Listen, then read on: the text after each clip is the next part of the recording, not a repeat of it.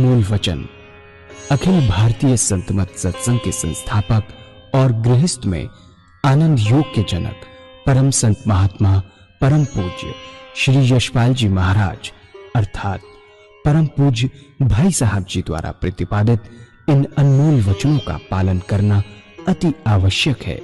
ये वचन हमारी गृहस्थ आध्यात्मिक साधना के लिए मूलभूत सिद्धांत हैं, जो इस प्रकार हैं।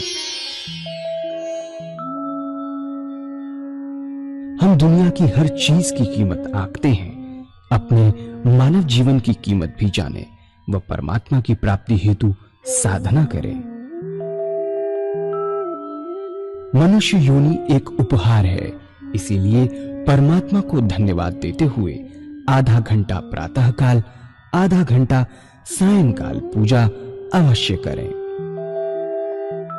सत्संग, सतनाम व सद्गुरु को प्राथमिकता देते हुए इसी के आधार पर ध्यान योगाभ्यास अवश्य करें व गृहस्थ के कार्यों को परमात्मा का कार्य समझकर उसी की याद में संपन्न करें।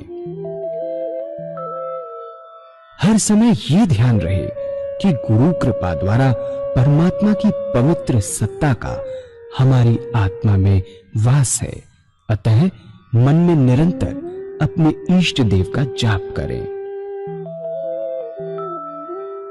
मान सम्मान की इच्छा ना करें व अपमान से दुखी ना हो। परमात्मा के अतिरिक्त किसी और का भय ना करें। दूसरों की बुराई न करें, न सुने, सत्य व मधुर बोलें, अश्लील शब्द मुंह से ना निकालें, सभी से नम्रतापूर्ण व सुंदर व्यवहार करें। धर्म पत्नी के अतिरिक्त अपने से बड़ी से माता जैसा, बराबर की से बहन जैसा व छोटी से पुत्री जैसा व्यवहार करें। सांसारिक जीवन यापन की आवश्यकताएं अंतहीन है, इसलिए अधिक से अधिक समय सत्संग में व धन परोपकार में खर्च करें। याद रखें, न स्त्री माया है, न धन दौलत, न ही परिवार। माया वह है जो हृदय को परमात्मा से दूर हटा दे। अतः निरंतर सत्संग और सद्गुरु की शरण में रहने का प्रयास करें। भोजन अपने इष्ट को अर्पण कर प्रसाद रूप में परमात्मा की याद में करें। रात्रि में सोने से पहले अच्छे बुरे कार्यों का आत्मनिरीक्षण कर उसका समुचित पश्चाताप करते हुए ध्यान करें व प्रभु की गहरी याद में ही विश्राम करें। परमात्मा तू ही है, तेरी इच्छा पूर्ण हो।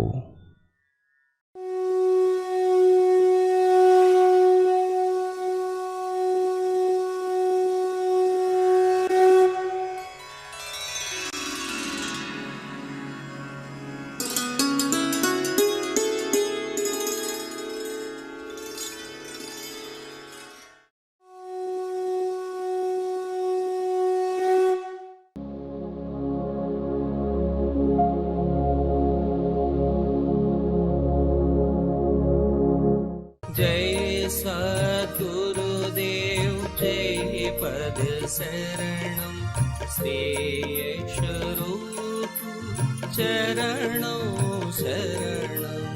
जय सद्गुरुदेव जय पद शरणं श्रेयस्वरूप चरणों शरणं। अपना कंसंट्रेशन हार्ट की धड़कन पे लगाएं, बड़े आराम से। कुछ समय बाद आपको हृदय की धड़कन सुनाई देने लगेगी। उस हार्ट की धड़कन पर आपके इष्ट का नाम निकल रहा है, ये महसूस करना। निकल रहा है, हृदय ओम ओम कह रहा है, जवान नहीं कह रही। पहले जवान से कहते थे, अब जवान नहीं कहेगी, मूक हो जाएगी।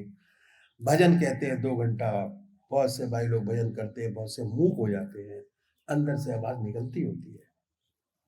प्रैक्टिकल आपको बता रहा हूं तरीका। ऐसे इसके अंदर जैसे ही आप क्या करना शुरू कर गए ओम ओम ओम ओम ओम, जवान मूक हो जाएगी, अंदर से अपने आप आवाज निकलनी शुरू हो जाएगी कि हमारे हृदय जो है ओम की आवाज निकल रही है और हम सुन रहे हैं। वो स्थिति आपको पैदा करनी है। उल्टा हिसाब किताब, सीधा नहीं उल्टा। और ये प्रैक्टिस से होगा, ऐसे नहीं होगा। जैसे जैसे प्रैक्टिस बढ़ती चली जाएगी, कंसंट्रेशन का मतलब आपको समझाऊं तो एक गिलास के अंदर दूध है, उसके अंदर 1 कप चीनी डाली, कितना कंसंट्रेशन होगा चीनी का स्वाद। 2 चम्मच डालेंगे तो कितना कंसंट्रेशन होगा, कितना मिठास आएगी। बढ़ते चले जाए चीनी, कितनी मिठास आती चली जाएगी। ये शरीर एक गिलास की तरह है। जितना राम नाम का अपने इष्ट का जाप करते चले जाएंगे, उतनी उस राम नाम की मिठास आपके चेहरे पर बढ़ती चली जाएगी, उतनी झलकेगी। औरा बनता चला जाता है चारों, अध्यात्म का औरा आपके ऊपर रहेगा, उसकी छाया जो है हमेशा आपके साथ रहेगी। औरा बोलते हैं उसको, जो आपके संपर्क में आएगा वो भी आप जैसा हो जाएगा, आपकी तरह बोलेगा। दूसरी सबसे बड़ी बात, हम तो अपने ऑफिस के अंदर रहते थे, हमारा सीएमडी हमारी भाषा बोलता था। मैं मैकेनिकल इंजीनियर हूं और अपने सीएमडी के साथ रहा करता था। जो हमको बुलवाना होता था मुझसे बुलवाते थे बैठ के। और प्रैक्टिकल चीज तो ये जवान नहीं कह रही, शुरू शुरू में दिक्कत होती है क्योंकि आदत नहीं है। और तब आप मानसिक जाप कर सकते हो, ओम ओम ओम। उसके ओम के वाइब्रेशंस को महसूस कीजिए शरीर के अंदर, जो नाम आप ले रहे हैं उसके वाइब्रेशन को महसूस कीजिए कि दिल के हर अंग से वो नाम निकल रहा है।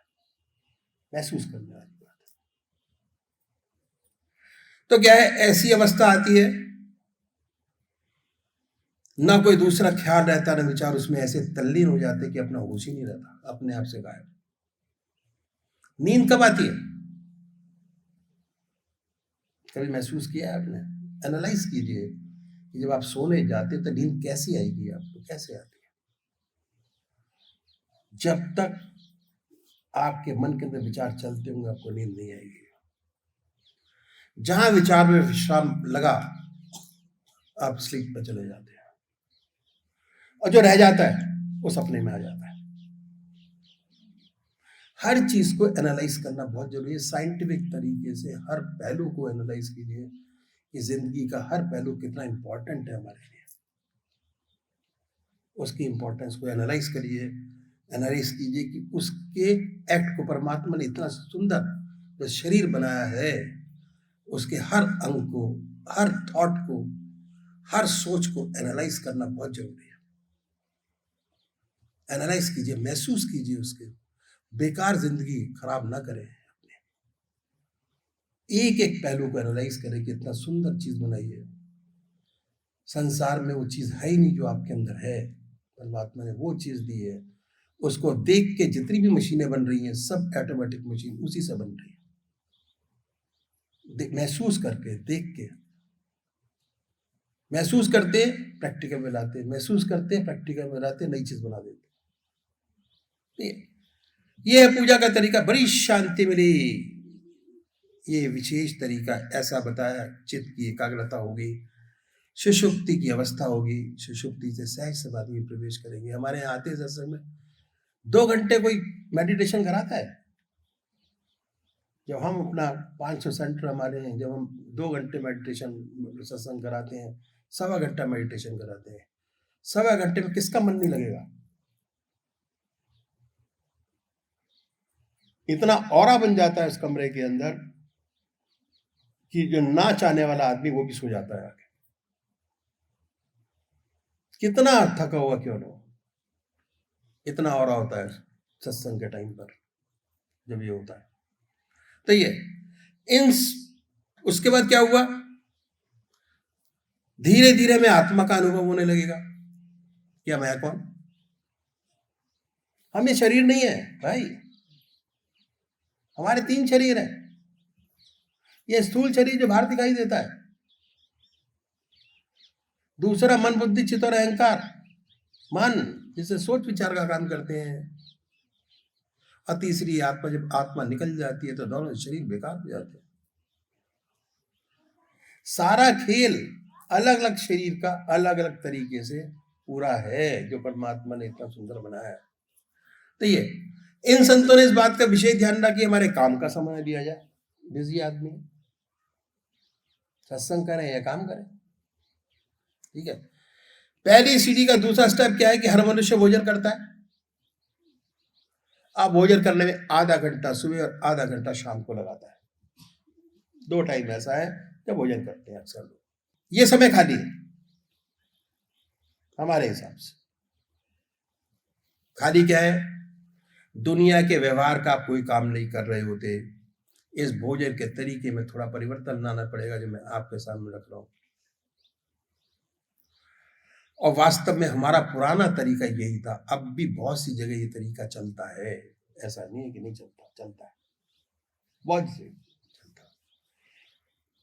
तो क्या है, पर हुआ क्या कि वेस्टर्न कल्चर की हमारे ऊपर छाप पड़ी।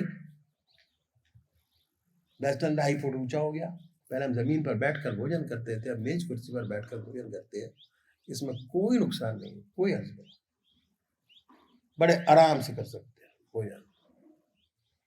विशेष अर्थ क्या है कि जितने दुनिया के वार्तालाप है वो खाने की मेज पर बैठ के करते हैं। आजकल तो बहुत आसान हो गया, मोबाइल रख लेते हैं, देखते जाते हैं, खाते जाते हैं। मोबाइल का जमाना है, फोन आया तो उठा लेते हैं उसको। इस तरीके में परिवर्तन लाना पड़ेगा।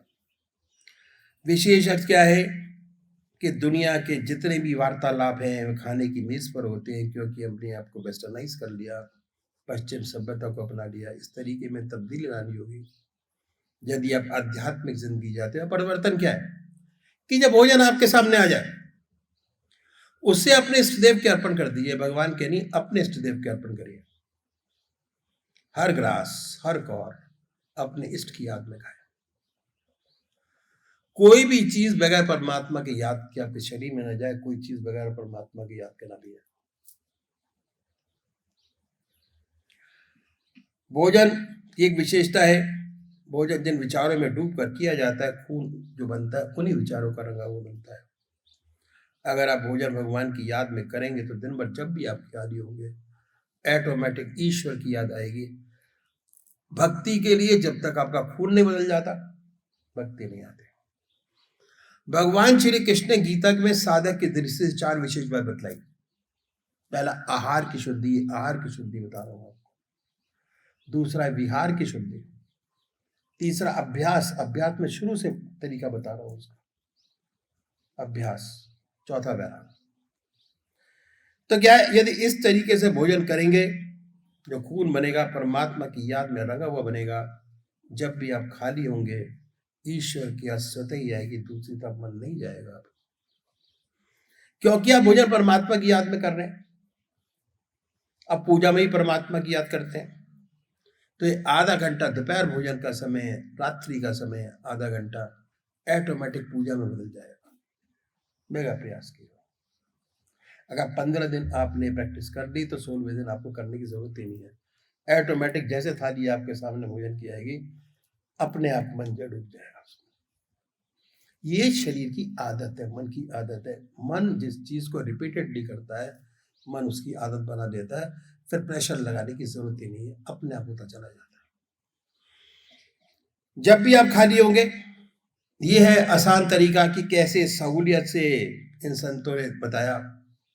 यदि इस तरीके से भोजन करेंगे तो जो खून बनेगा परमात्मा की याद में रंगा हुआ बनेगा। जब भी आप खाली होंगे तो ईश्वर की याद स्वतः ही आएगी, दूसरा मन नहीं जाएगा, क्योंकि आप परमात्मा की याद में भोजन कर रहे हैं। पूजा में भी परमात्मा की याद करते हैं तो आधा घंटा दोपहर भोजन का, आधा घंटा रात्रि भोजन का पूजा में बदल जाएगा। तीसरी बात क्या है कि संतों ने बड़ा भारी जोर दिया स्वादेंद्रिय निग्रह पर। एक शब्द आता है स्वादेंद्रिय निग्रह। जब तक स्वाद पर कंट्रोल नहीं होता तब तक आत्मा की सारी इंद्रियों पे कंट्रोल नहीं होता। ठीक है, स्वाद पर कंट्रोल करने का बड़ा रैशनल शुद्ध तरीका संतों ने बताया। बहुत से महात्मा बहुत कष्ट उठाते हैं स्वाद पे कंट्रोल करने के लिए। कोई फीका खाता है, कोई मीठा छोड़ता है, कोई सारी चीजें मिलाकर खाते हैं, बड़ा तप और तपस्या करते हैं। कोई कोई महात्मा तो घास घोट के सारी जिंदगी रह जाती है। हमारे महाराज जी के टाइम पर एक साधु ही आई थी, उस टाइम पर वृंदावन के अंदर आके बैठी ध्यान उसका ऐसा लगा कि जिंदगी भर सो ही ना हो, पहुंच ही नहीं 3 घंटे। माँ से निकल के आई तो कहती है कि मुझे कुछ बोलना है। बोली। उसके बाद लोगों ने कहा कि भाई भोजन कर लीजिए। कहते जी मैं नीम की पत्तियों का रस पीती हूँ, मैं खाना तो खाती ही नहीं, स्वाद इंद्रिय निग्रह करने के लिए। चलिए, कोई मीठा छोड़ता है। बहुत से महात्मा घास घोट कर बात कहते हैं। हमारे सदगुरु ने बड़ा रैशनल तरीका बताया कि अब परमात्मा की याद में डूब कर भोजन करेंगे, ऑटोमेटिक स्वाद इंद्रिय निग्रह हो जाएगा, पता ही नहीं लगेगा भोजन का स्वाद इंद्रिय निग्रह अपने आप। अब पूजा के 2 घंटे आपके हो गए, आधा घंटा सुबह पूजा, आधा घंटा सायंकाल पूजा, आधा घंटा दोपहर भोजन, आधा घंटा रात्रि भोजन। 2 स्टेप पूरे हुए आपके। उसके बाद तीसरा सब स्टेप क्या है? संतों ने बताया हर मनुष्य सोता है, आज सोने में 6 घंटे सब लगाते हैं। मिनट मिनट का हिसाब है, मिनट मिनट की प्रैक्टिस। एक प्रैक्टिस में घुसेंगे, इतना आनंदित होंगे कि दूसरा करने का अपने आप मन करेगा, किसी को कहने की जरूरत ही नहीं पड़ेगी, पर करके देखने की जरूरत है। हर मनुष्य सोता है और सोने में 6 घंटे सब लगाते हैं। 6 घंटे बहुत आराम से।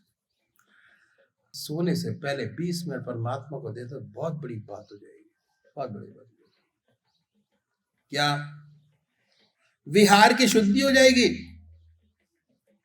भगवान श्री कृष्ण ने विहार की शुद्धि पर बड़ा भारी जोर दिया। कैसे होगी इसका तरीका संतों ने बताया। क्या? जब दुनिया के सारे काम समाप्त हो जाए, अपनी चारपाई पे बैठिए, बैठ के 2 काम कीजिए। पहला आत्मनिरीक्षण, जो दिन में आपने काम किए उनको सोचिए कि हमने क्या किए क्या नहीं किए, रिव्यू करिए बैठ के। और आसन लगाने की तब जरूरत नहीं है, ना आसन लगाने की जरूरत है, ना धूप दीप लगाने की जरूरत है। बड़े प्यार से बैठे, रिलैक्स होके बैठकर 2 काम कीजिए। पहला आत्मनिरीक्षण कैसे करें। अब अपनी आत्मा से पूछिए कि आज कोई आपसे अच्छा काम बना क्या, जिसमें किसी दूसरी आत्मा को प्रसन्नता हुई हो। अगर ऐसा कोई आपने काम किया है जिससे दूसरी आत्मा प्रसन्न होती है, परोपकार का, उसे अपने इष्ट देव के अर्पण कर दीजिए कि प्रभु आपने कराया, हमारे में इतनी हिम्मत नहीं थी, ये भाव हमारे नहीं थे कि किसी का भला कर सकते, आपने करा दिया, हो गया। निष्काम भाव शुरू से ही शुरू हो जाता है। निष्काम भाव मन आदत बना लेता है, उसके बाद निष्काम भाव करने की। इस अच्छाई को भगवान के अर्पण कर दीजिए कि आपकी दया कृपा से, या फिर सोचिए कि आपसे कोई कमी तो नहीं है, खराबी तो नहीं है। अपनी आत्मा से पूछिए, किसी गुरु के पास जाने की जरूरत नहीं है। अपनी आत्मा आपकी सबसे बड़ा गुरु है।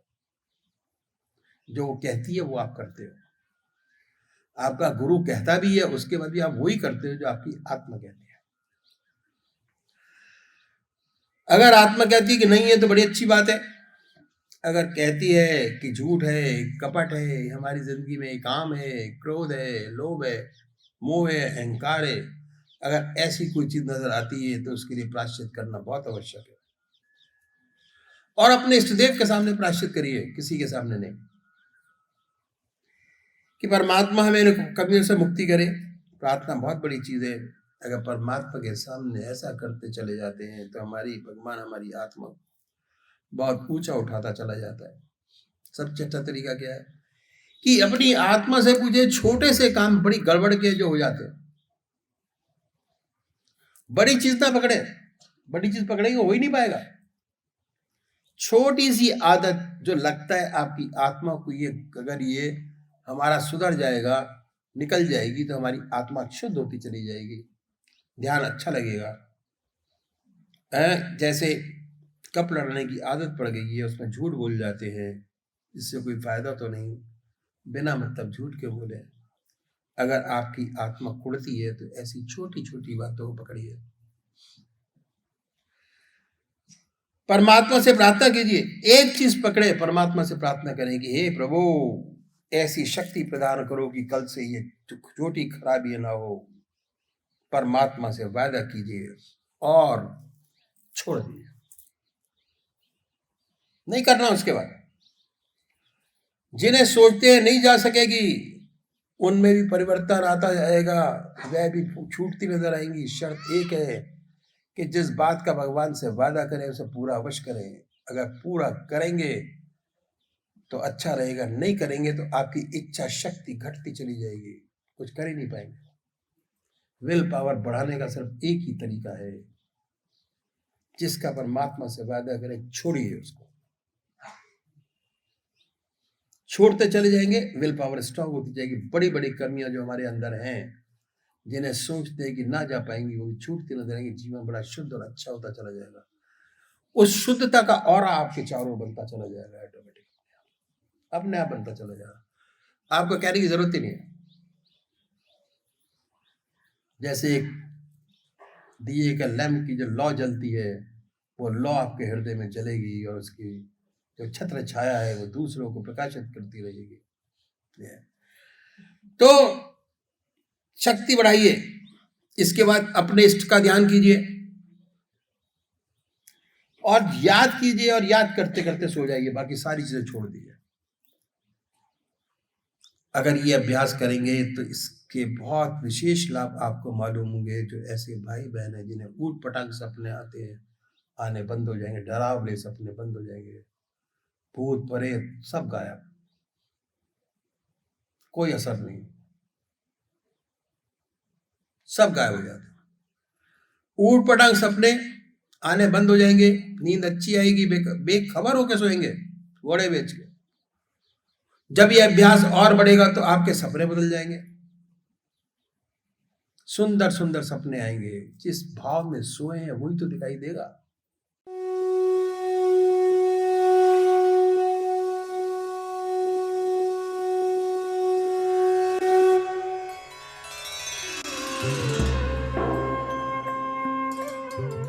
ध्यान योग के कार्यक्रम आनंद योग से निशुल्क जुड़ने के लिए संपर्क करें 9810239677।